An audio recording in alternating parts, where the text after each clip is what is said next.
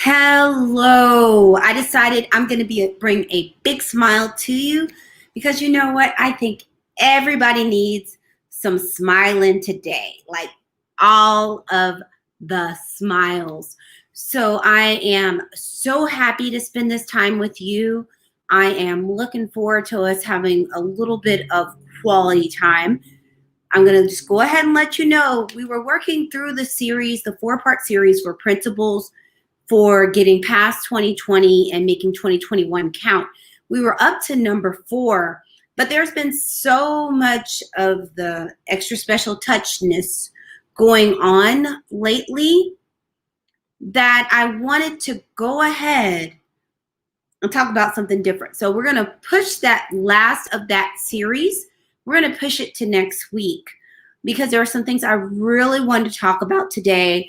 And just talking with my patients and some of my friends and family, I realized there were some things some people needed today and probably over the weekend. And I didn't want to wait until next week. I wanted to go ahead and do it now. So as you come in, just let me know how you're holding up. Let me know how you're doing. And as you may see, since we're talking about some of this craziness going on, and I probably shouldn't say craziness, but I surely just did, is I wore, this is one of my favorite election shirts. It's Baby Yoda and Mando for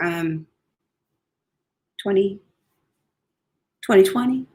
So that's what I decided to wear today. I was like, we just need some happy feelings. So Baby Yoda, also known as Grogu, gives me all the love and all the feels. So that's what we're going to shoot for today.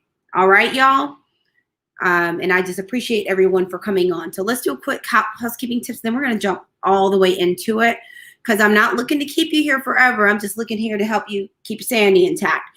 So the first thing is I am Dr. Erica, Harvard-trained, double board certified psychiatrist and integrative lifestyle coach. I am on a mission. I am super passionate about helping people be better so that they can do better and ultimately live better. Because who doesn't want to live at their best? I know I do. I bet you do too. I do that through my, I'm about to say all crazy stuff because weird things come across the screen right now. But I do that through my adult telepsychiatry practice. My recent book, Fix Your Fairy Tale, A Woman's Guide to a Great Life, Love, and Legacy, along with my speaking. And guess what I'm doing right now? I am speaking. That is what we're doing. That's what we're going down. So the first thing I want to tell you real quick is, please, if you know somebody that needs this, tag them. If you know someone that needs this, you can share. Sharing is caring. And the last thing is, if you're watching it later, don't even worry about it. I am happy you came. I'm still showing you lots of love. The hashtag replay in the comments. Just let me know you were in the place to be. So you probably already know I love me some Baby Yoda. I love Mandalorian. I rewatched the entire series with both of my parents. So I am all Mandalorianed up. But I wanted to come on today because there's been so much going on. So I had some things I want to share about what's been going on with me and some things that are just going on in general for all of us, along with just give a few tips of some ways to kind of manage your energy, because everything that's going on between the pandemic, this surge on surge, the rollout of the vaccine, continued issues with racial injustice, to election drama, to the drama of them storming the Capitol. It is just a lot going on. So I wanted to have a conversation around how to manage your energy when all of this stuff is going on. So I just want to make sure I'm here for you to help you figure out how to do that. So let's go ahead and jump into it. We're going to do energy management at the end. So we'll do capital in the middle. And we're going to start with this vaccine. So I know a lot of people have been posting a lot about their experiences with the COVID-19 vaccine, along with questions around whether they should get it, if it's safe, and how to even get it. My family has even been asking me about it, along with people still continuing to have questions about how to manage their lives in this pandemic that has gone on much longer than a lot of people had originally anticipated. And it has totally changed a lot of our lifestyles. And I know one of the things as physicians we all know is coming is we're counting down. We're starting to get closer to that 14 days after Christmas. And as you know, I was watching the TV just like you and seeing the news keep talking about over 1 million people traveled this day through the airport, over 1.3 today, 1.2 today. And it was just days and days of the millions of people flying and traveling. And that doesn't include other kind of travel. And realizing that there are people that probably were traveling and ended up in places or didn't travel and still got together in large groups, maybe didn't do a bunch of testing and things, weren't doing a lot of precautions. And we're all anticipating there to be a surge on top of even the fact that it's like we're still in a surge, but we're expecting a surge on top of that surge as we get, we're starting to get kind of 10 days past Christmas, but that 10 to 14 days past Christmas and New Year's after those cases from those exposure pop up. And then we all know that newer, more contagious strain has shown up in the United States. So the reality for a lot of us is that everyone was hoping COVID would get better. It hasn't yet. And so this vaccine comes out, and I'm going to be honest with you. This one may be a little bit longer because I want to talk to you about a few things, and then I may have to just chop it up for IG. Is that for a lot of people, the decision about this vaccine has changed as the course of COVID has changed. So there are times where people may have been wait and see, or they weren't sure, or we're just trying to figure things out. And the first thing was, for a lot of people, and especially physicians, the first thing was, hey, this seems kind of fast. What's up? And then people actually we were able to start seeing the science and the data and what was going on with this vaccine, and the fact that part of the reason things ended up being fast-tracked was some of the preliminary research had been done with other viruses. But also, there have been so many decisions to make because what's going on in the country is changing as these surges keep happening. Things start becoming even more unpredictable. And then that may change people's decisions. And the one thing I want to say is make sure you have the facts, talk to your doctor, talk to people that you may know something about it. Because, the one thing is I've heard some talk, there are some myths that as physicians, we have something to gain by people using the vaccine. And the only thing we have to gain is people being safe, if that's the decision they make. But we're not necessarily getting kickbacks or any money from this vaccine. So I will tell you about my vaccine decision. Then you can do with that information what you wish. I'd say, just like most of us are saying, get the facts to make the decision. Get the facts and then make a decision. And I know originally, and I'm gonna be real with you. We're gonna be real tonight. Is that originally I was kind of on the wait and see boat, like, let me see what happens. And I also naturally end up on the wait and see boat because I just was doing some work for myself. I wasn't affiliated with the facility, so when it first came out, you pretty much had to be in healthcare affiliated with a facility. That was the easiest way to actually get it, unless you were a politician. We won't get into that. But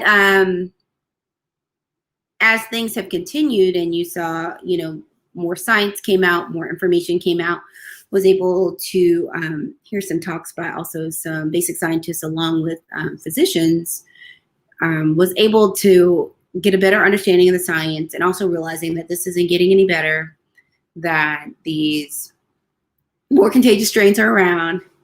And I made the personal decision for me that also, given the age of my parents, the age of a lot of my family, that I wanted to get the vaccine. I made that personal decision for myself. And I was able to get my vaccine. Let's see, what day did I get it? Oh, today's Thursday. So I got it yesterday. And I'm going to show you my arm. Can you see where I got it? So as you see, I wish I had more muscles. I'm just getting back in the gym. So it's not the slimmest arm. So number one, I love y'all. I wouldn't be showing you my arm like this if I didn't love you, because my arm is not at its full level of sexy. But as you see, there's no swelling, no redness. I got a little bit of, just a tiny bit of injection site tenderness that happened a few hours later. I didn't need anything for it. I'm more sore from the bear crawls I did in the working out than that. And that's the only thing that's happened. I haven't had anything else happen. I will keep you posted, because I know one of the things we've been doing is letting people know our vaccine journeys, just so you have a little bit more information, so that you know what happened with people took it. So I'll let you know. I had the Moderna vaccine, and I'll let you know if anything happens. If you know me in real life, I seem like I'm allergic to half the world. So it's pretty amazing that I have no redness or anything. But I haven't had any problems with vaccines in the past. I have had issues with PPDs before, but never anything with the vaccine. So my arm's actually a lot less sore than the flu vaccine, but I don't want to spend all the time on the vaccine. But, I think we're all in a place where we're making all of these decisions. So to me, it's a stress point, because number one, if you actually believe COVID is real, and you're not one of the people that's like, COVID ain't real, nobody died from COVID, folks ain't really getting sick. If you're not one of those, then this is a decision point. It's a stressor, because you're trying to decide, do I want to get it?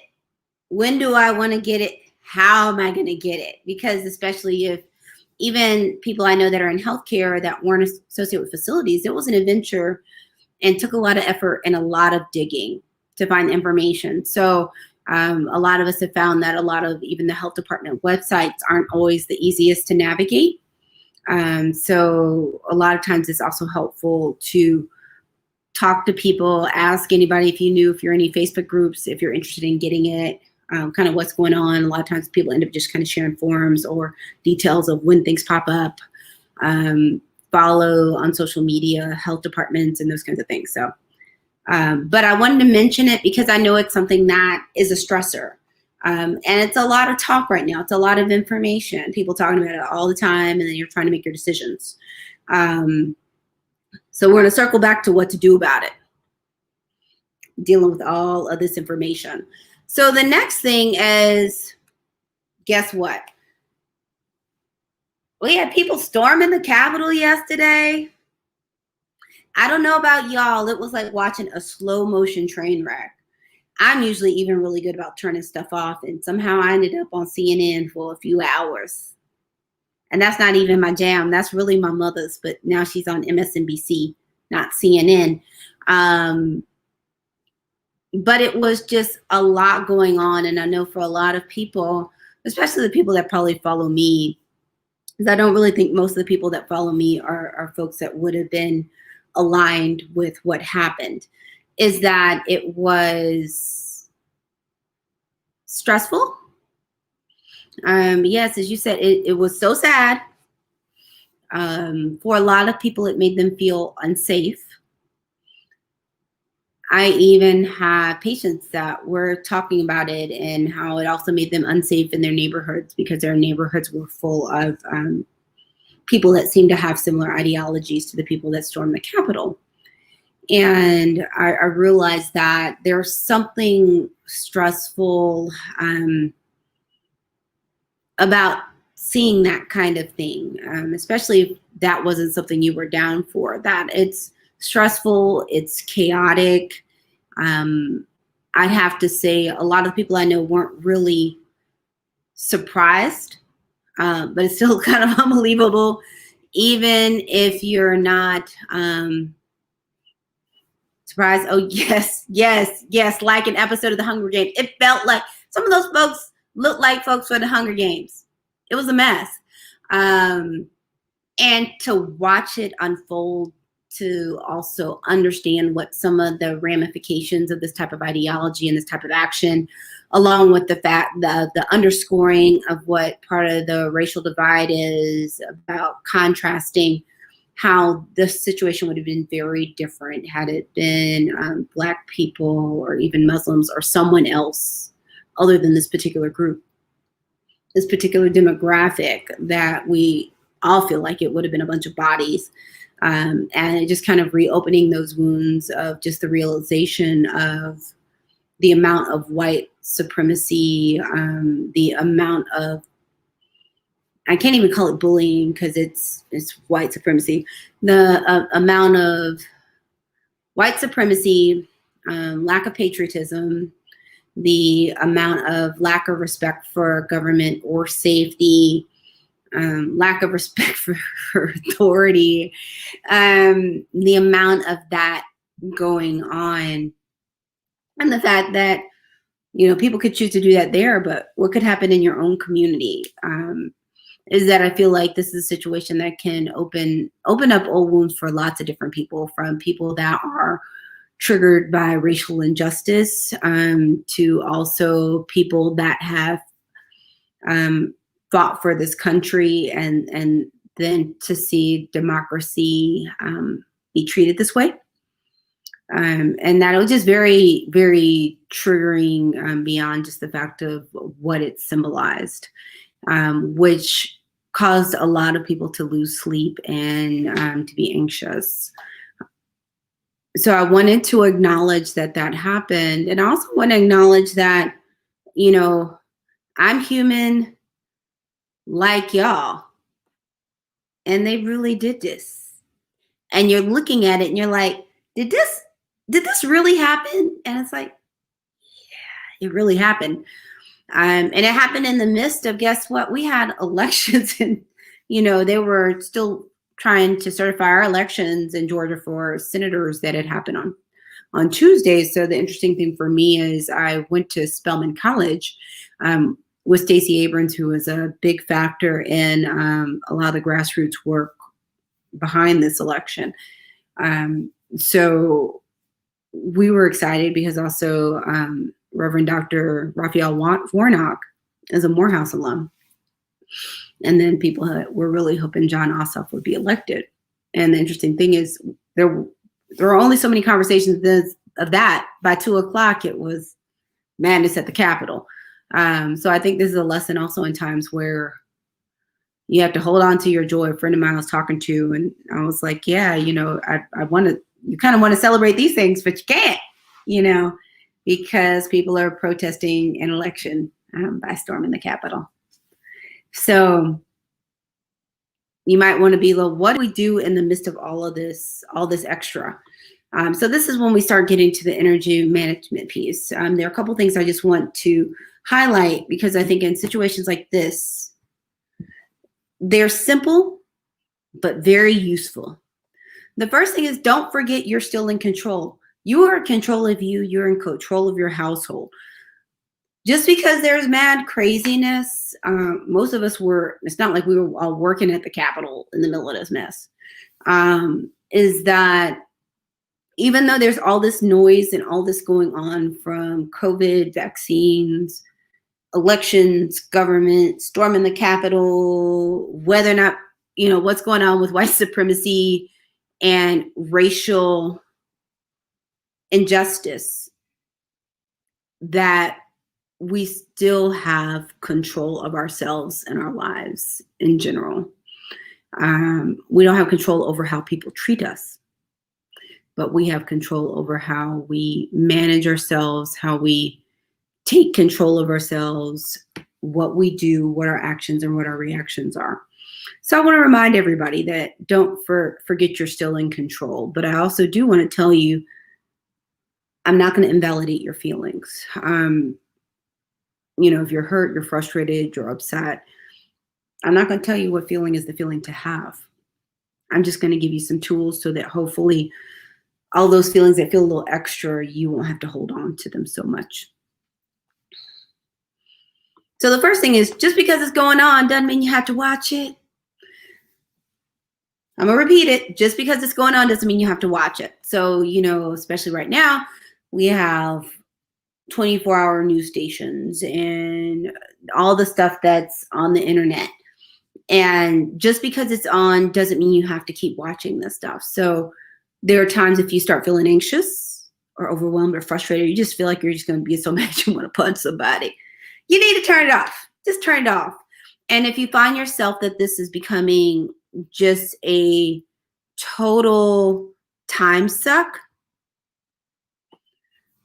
or that it's that train wreck that you just can't stop watching, then you need to schedule your time or schedule limits. So either you pick a couple times in the day where you'll look at the internet or look at the news, or you can do these both together, and set a timer on your phone. We all have smartphones.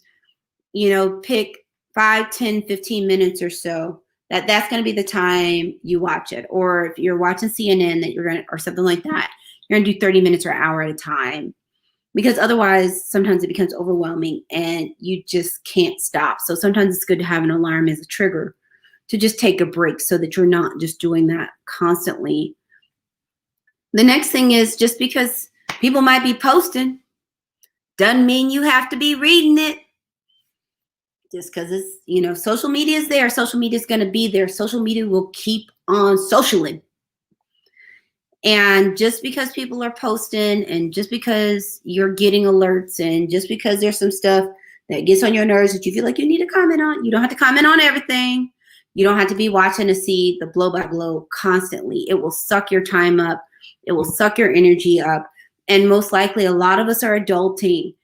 You can't get work done, get your housework done, get your work done, get your studying done, take care of everything that needs to be done in your house if you're glued to your phone like this all day because you're trying to look and see what's going on. So I also encourage, especially in times like this where there's this much chaos, that you do the same thing, that you schedule when you're going to do social media, or you tell yourself, well, if I go on, I'm going to go on for this amount of time. This is also coming up because Clubhouse is out and people are on Clubhouse forever. You can be on Clubhouse all day with the rabbit hole. And that will help you kind of compartmentalize and put boundaries, and not to the point where you end up either information overloaded or anxious because you can't process the information, or the information is triggering because you just kept looking and looking. And also there are times where you may see people that don't seem like they make sense. And that's one of those things I like to remind people. You don't have to comment on everything. Is that if it's something and someone is just baiting and you're not going to change their mind, all you're going to do is end up mad, is just leave it alone. Just keep on moving. Sometimes it's just too much. And I don't want you super stressed out because, number one, we're already dealing with so much on our plates. Everyone is still adulting. Everyone still needs to have the clarity to make good decisions. The kind of things that are going on for some people are leading to trauma responses, depressed mood, anxiety, irritability, poor concentration. And I just want you to be in the best place to hopefully be able to minimize those things. So I'm going to do a quick recap, then I'm going to get you out of here. I know we kept you in there a lot. I'm kind of cleaned up having vaccine chat too. But thanks for hanging out with me, Baby Yoda. And Mando. Feel all the love.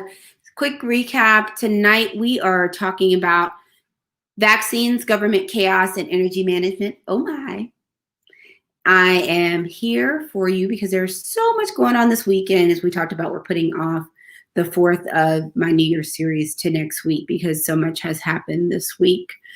The next thing is, if you know someone that needs this message, just tag them. You can also share it. And if you're watching later, just put hashtag replay in the comments. Let me know you were here. I just want to know. Let me know how you're doing and handling all of the recent events. And I'm going to just quickly recap. So the recap is, first part of news is I got my COVID vaccine, y'all. I read, listened, got a lot of information to be able to make a decision that I felt like I could be comfortable with, that was going to keep myself safe, my family safe, my friends and community safe, along with the fact that I don't want to get it. I have not had COVID so far. It sounds like it sucks to have it. I don't want it. I don't want to take a chance of whether or not I'm going to taste again or breathe again.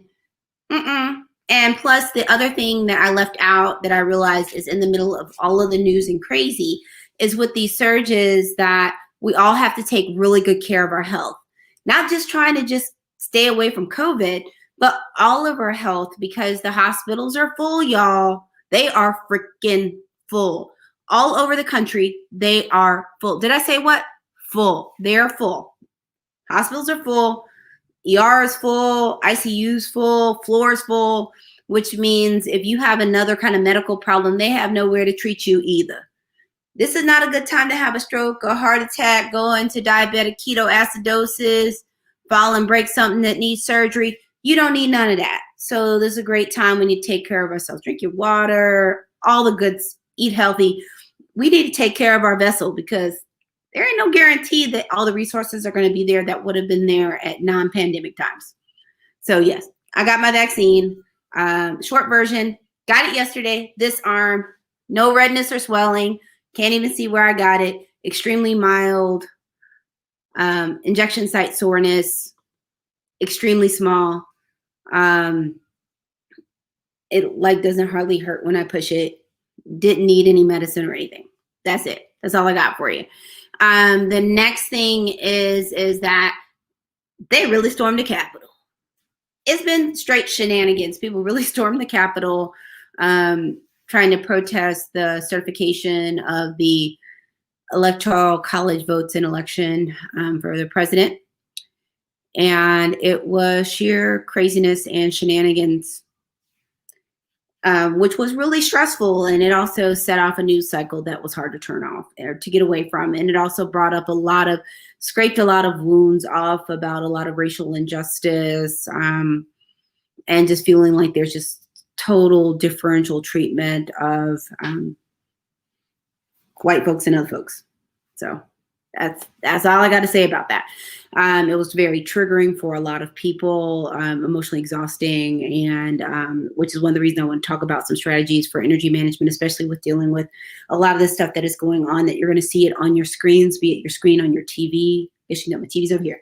Screen on the TV, or your screen on your computer, screen on your laptop, or the screen on your phone. Okay? In the midst of all this, we had Senate elections here. But you have to always kind of keep in mind what is your joy and what information are you holding on to. And sometimes there's good news in the middle of the madness. And I know some of us were a little disappointed that you couldn't celebrate the good news because there was so much madness. But, I think we all have some control over what we're going to hold on to. The next thing is kind of some things to do to just kind of hold together and manage your energy, because boundaries are going to be very important. One of the things is, don't forget you're in control. You're still in control of yourself. You're in control of your decisions.